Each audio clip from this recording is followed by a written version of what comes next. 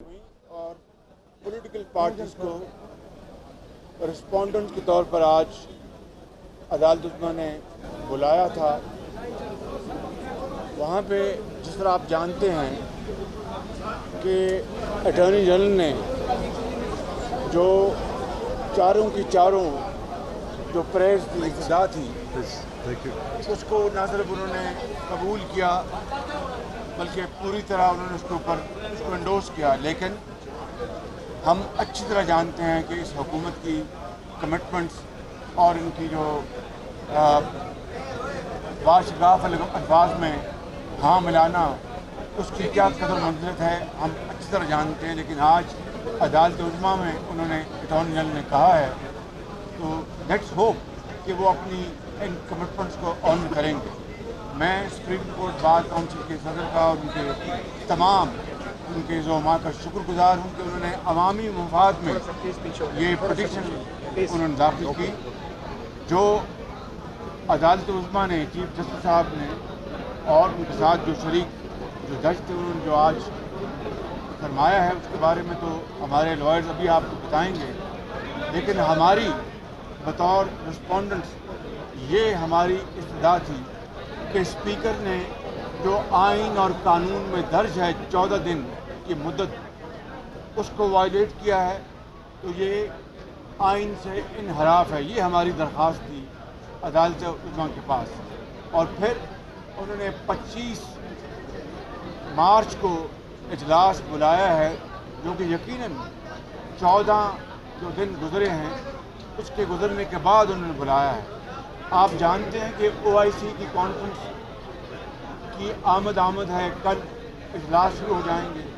मुतहदा opposition ने वाशगाफ अल्फाज में ये कहा है कि ये ज़ोमा जो आ रहे हैं इस्लामी ममालिक से हमारे भाई हैं, पूरी कौम उनके लिए फर्श राह है, पूरी कौम उनको दिल की अथाह गहराई से खुशामदीद कह रही है। हमने तो अपना जो लॉन्ग मार्च है 23 मार्च का उसको मौखर कर दिया OIC की कॉन्फ्रेंस के लिए। इसीलिए हमने कहा था कि इन 22 और 23 तारीख के दौरान जो कॉन्फ्रेंस होगी हम इसके लिए माहौल को हर सूरत पर अमन बनाएंगे। लेकिन स्पीकर को क्या मुश्किल थी कि वो इससे पहले वो इजलास बुलाते। 14 दिन की जो आइनी जो रिक्वायरमेंट है उसकी तकमील करके स्पीकर ने जानबूझकर इजलास नहीं बुलाया और इस तरह कोशिश की कि वो ऑपोजिशन को ट्रैप करे और OIC के हवाले से हम खुदा न खास्ता कोई ऐसा रवैया अख्तियार करें जिससे कि हुकूमत को मौका मिल जाए। हमने कुछ भी ज़रूरत होती, ये हमारे भाई हैं, मुस्लिम ममालिक से हमारे आ रहे हैं, दयूफ हैं, भाई हैं, उनके लिए हमारा जो फरांकों पर वो आएँ और हम उनको इस्तकबाल करेंगे, उनको वालिहाना इस्तकबाल करेंगे। लेकिन स्पीकर ने इसकी आड़ में जो कानून शिकनी की है वो मामला चूँकि अब अदालत उज़्मा के पास है, मैं उसके बारे में कोई कमेंट नहीं करूँगा कि अदालत उज़्मा ने इसके बारे में फ़ैसला करना है। ये सियासी हद तक मैं गुफ्तगू कर सकता हूँ, मेरे भाई बिलावल भुट्टो साहब करेंगे। जो लीगल जो इशू हैं वो हमारे जो लीगल एक्सपर्ट्स हैं वो रोशन डालेंगे। जी बिस्मिल्लाहिर्रहमानिर्रहीम। मैं इस एक जो शुरू में क्लियर करना चाह रहा हूँ कि पाकिस्तान पीपल्स पार्टी ने ना किसी ऑपोजिशन का जमात ने सुप्रीम कोर्ट को अप्रोच किया। द बार काउंसिल्स जो पाकिस्तान की सुप्रीम कोर्ट बार एसोसिएशन है और मुख्तलिफ उनके जो ग्रुप्स हैं उन्होंने मिल के सुप्रीम कोर्ट को अप्रोच किया कि उनके नज़रों में जमहूरियत को खतरा हो सकता है और ये अदम एतमाद का जो सिलसिला है यहाँ आइन को दिफा करने के लिए, कानून का दिफा करने के लिए उनके कोई रिक्वेस्ट थे।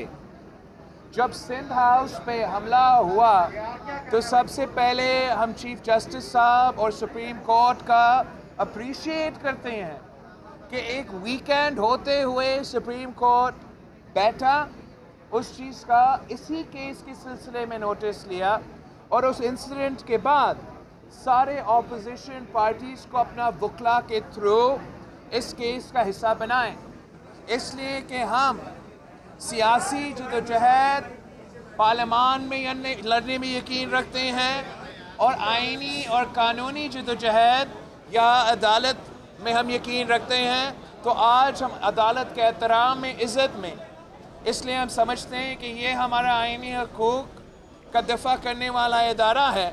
सारे जमातों की क़यादत के लेवल पे हम ऑब्ज़र्वर्स के तहत इधर बैठे रहें जब हमारा लॉयर्स ने अपने केस सामने रखा। और जो पॉइंट्स मैं अवाम को और मीडिया के सामने रखना चाह रहा हूँ कि ये हुकूमत इस हद तक अदम एतमाद से भागना चाह रहा है, इस इलेक्शन से भागना चाह रहा है कि वो आइन तोड़ने पर आए हैं। पहले इन्होंने हमारा अदम एतमाद पेश होने से 2 दिन बाद पार्लियामान के लॉजेस पे हमला करके दहशत फैलाने की कोशिश की और मेंबर्स को गिरफ्तार कराने की कोशिश की। जब कुछ मेंबर्स ने अपना पनाह के लिए सिंध हाउस को चूज़ किया कि वहाँ एटलीस्ट सूबाई हुकूमत का भी पुलिस होगा तो उनका थोड़ा बहुत तहफ़्फ़ुज़ किया जाएगा, तो फिर सिंध हाउस पे और पार्लियामान के मेंबर्स के ख़िलाफ़ एक मुहिम चलाया गया और फिर सिंध हाउस पे और वफाक पे एक हमला किया गया, जमहूरियत पे हमला किया गया और दहशत फैलाने की एक और कोशिश थी। उस कोशिश के बाद हुकूमत ने स्पीकर से आइन तुड़वाया। हमारा बेचारा स्पीकर को मैं मीडिया के थ्रू पैगाम पहुंचाना चाह रहा हूं, आप अपना काम बड़ा तरीके से लॉयर से मशवरा करके किया करें। ये लोग आपको आर्टिकल 6 में फंसाएंगे।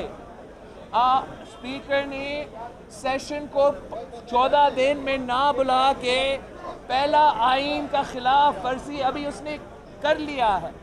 बाकी जो कानूनी और आइनी पॉइंट्स हैं कि मेंबरान पार्लियामान का हक है कि वो वोट डाले और कोई उनका वोट ऑब्स्ट्रक्ट नहीं कर सकते। ये सुप्रीम कोर्ट बार एसोसिएशन की अपील है सुप्रीम कोर्ट से, और हमें भी उम्मीद है कि जो भी हो हुकूमत तो आइन तोड़ सकता है, स्पीकर तो आइन तोड़ने उसने दिखा दिया है कि वो आइन तोड़ सकता है, मगर हमारा आला अदलिया इंशाअल्लाह ताला उम्मीद यही है कि हमेशा वो किसी सियासी साइड नहीं लेंगे, लेकिन उम्मीद ये है कि वो आइन का साइड लेंगे, कानून का साइड लेंगे और जमहूरियत का साइड लेंगे। किसी सियासी जमात का वो कोई पोजीशन नहीं लेंगे। और जब मैंगल साहब मैं ज़रा मैंगल साहब को मैंगल भाई थोड़ा ठहर जाएं, मैं मैंगल साहब की बात करूँ। मैंगल क्या करें? शुक्रिया मैं साहब, क्योंकि इस बारे में तफसीलन तो मेरे ख्याल में हमारे लॉयर जी जो आइनी और कानूनी जो मसाइल हुए हैं वो उस पर बात कर सकते हैं, लेकिन एक ये हकीकत है कि जिस आइन की पासदारी हुकूमत को करनी थी, जिस आइन पर अमल दरामद हुकूमत को करना था, या जिस आइन की हिफाजत की जिम्मेदारी जो हुकूमत की करनी थी, हुकूमत के बजाय हमारे सुप्रीम कोर्ट बार के वकलाओं ने इसका एहसास करते हुए ये पटिशन दाखिल की और उस पटिशन के तहत हम पॉलिटिकल पार्टियों को जब नोटिस जारी किए गए तो हम एज ऑब्जर्वर आके हमने यहाँ पर देखा और उम्मीद ही यही है कि जो आज भी हमने कार्रवाई देखी कि यहाँ सुप्रीम कोर्ट में भी आइन की पासदारी करते हुए वो आइनी और कानूनी फैसले किए जाएंगे। मज़ीद मेरे ख्याल में हमारे जो लॉयर्स हैं वो उस पर मज़ीद तफसील से बात करें। मैं जनाब आज़म नज़ीर ताहर साहब को गुजारिश करूँगा कि वो आपको आज जो कार्रवाई हुई है वो लीगल पार्लमेंट में आपको बता दें, और इसके बाद कोई सवाल का जवाब हम नहीं देंगे क्योंकि ये मामला अब सब जुड़े। जी बहुत बहुत शुक्रिया जी। सेकंड तरह पहले एक क्लैरिटी आ जाए, जैसे कि सियासी रहनुमाओं ने भी शुक्रिया अदा किया, सुप्रीम कोर्ट बार एसोसिएशन का शुक्रिया अदा किया कि ये एक अवामी मुफाद का मामला था जिसमें फ्लोर मिला कोर्ट का पॉलिटिकल पार्टीज़ को भी और हुकूमत को भी। 3 चीज़ें जो आज तय हो गई हैं वहाँ पे अटॉर्नी जनरल साहब के अफर्मेटिव जवाब के बाद उन्होंने एश्योरेंसेस दी हैं। नंबर 1 जो एप्रीहेंशन थी MNAs की कि MNAs को रोका जाएगा, जो ये कहा जाता था कि वो 10 लोगों में से 10 लाख में से गुजर के आएंगे और जाएंगे, आज अटॉर्नी जनरल फॉर पाकिस्तान ने कोर्ट में ये बयान दिया और अपनी एश्योरेंस रिकॉर्ड करवाई है, जिसे कि नोट भी किया कोर्ट में, कि किसी इलेक्टेड MP MNA को नहीं रोका जाएगा असम्बली का इजलास अटेंड करने से। 1 नंबर 2, किसी MNA को जिस पार्टी से भी हो नहीं रोका जाएगा राइट ऑफ वोट से कि वो वोट दे। तीसरी बात, जो सदारती रेफरेंस आया है आर्टिकल 186 का ओपिनियन मांगने के लिए, उन्होंने कहा कि ये फ्यूचरिस्टिक पॉइंट ऑफ व्यू से मुस्तकबिल के लिए है और इसकी वजह से किसी शख्स को ना वोट डालने से रोका जाएगा और ना इसमें कोई स्टे ऑर्डर मांगा जाएगा। और चौथी बात जो सामने आई, उन्होंने बिल्कुल क्लियर लफ्ज़ों में कहा कि आइन का आर्टिकल 95 और rule 37 of national assembly conduct of business rules बिल्कुल क्लियर हैं।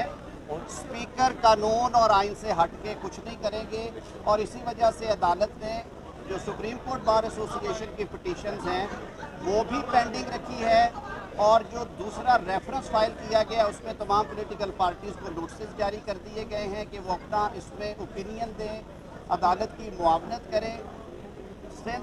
सिंध हाउस पे हमले वाले मैटर में सुप्रीम कोर्ट ने बड़ा सीरियस एक्शन लेते हुए IG इस्लामाबाद को हदायत की है कि जो एडवोकेट जनरल सिंध की मारूज़ात की रोशनी में हुकूमत सिंध का जो बयान है उसको FIR का हिस्सा बना के उसके मुताबिक तफ्तीश की जाए। तो इससे ज़्यादा मेरे ख्याल में सब ड्यूडस मैटर है।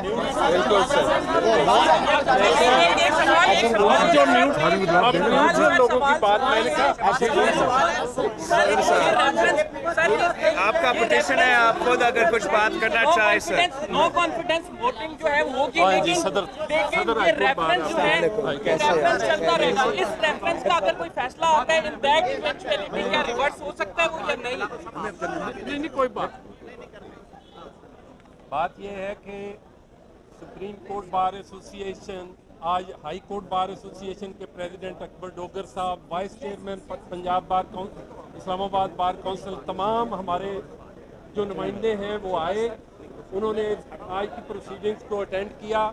हमारा सिर्फ और सिर्फ मौक़िफ़ ये है कि मुल्क में रूल ऑफ लॉ और कानून और आइन की बालादस्ती होनी चाहिए। किसी अदारे को आइन को पामाल करने की इजाज़त नहीं देनी चाहिए और जो हमारा डेमोक्रेटिक प्रोसेस है, पार्लिमानी डेमोक्रेसी है, इसे चलते रहना चाहिए और स्पीकर असम्बली को आइन और कानून की रूह के मुताबिक आर्टिकल 95 के मुताबिक जो 7 दिन के ज़्यादा से ज़्यादा और 3 दिन के बाद इस पीरियड में इस प्रोसेस को जारी रखना चाहिए था। इसीलिए आज सुबह भी मैंने बात की और जो ये अभी नोटिफिकेशन आया है, मैं ये समझता हूँ कि ये एक रूम प्रोवाइड करेगा कि आने वाली अगर कोई भी गवर्नमेंट है तो कल को आर्टिकल 6 की इम्प्लीमेंटेशन और उसकी एप्लीकेशन के लिए भी रुजू किया जा सकता है।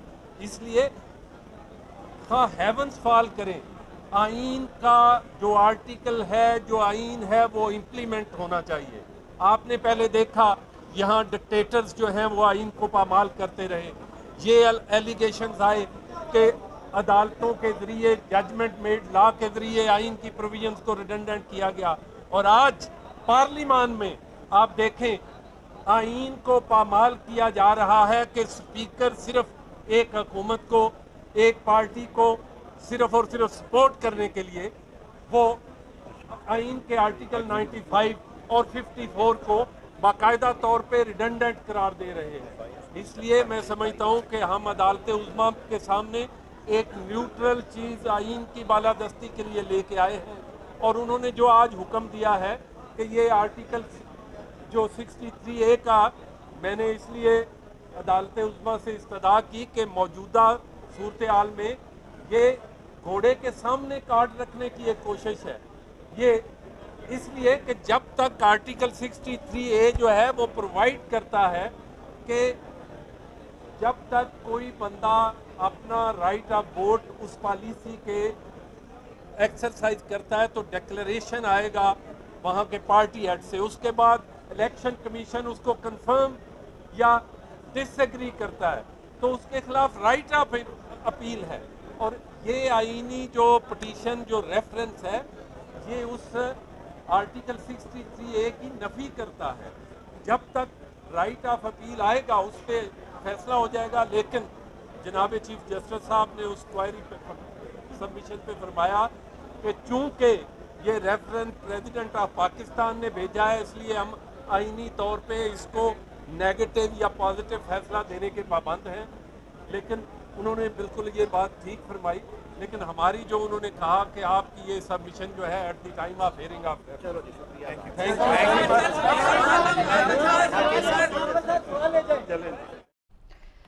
सदर supreme court bar Ehsan moon media से गुफ्तगू कर रहे थे, जबकि उससे पहले अपोजिशन रहनुमाओं की जानिब से मीडिया से गुफ्तगू की गई। बिलावल भुट्टो जरदारी का ये कहना था कि हो रही है, जबकि शहबाज शरीफ ने यह कहा कि उम्मीद करते हैं कि अटॉर्नी जनरल ने अदालत के अंदर जो कुछ कहा वो इस पर कायम रहेंगे।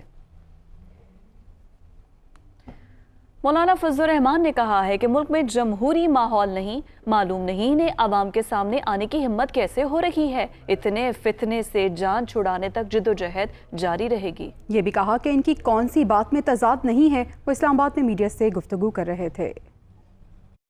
हक और सच का अलम बुलंद किए हुए मैदान अमल में है और इनका मुकाबला उस वक्त तक रहेगा जब तक कि इस फितने से आवाम को निजात नहीं दी जाएगी। कौन सी बात में तजाद।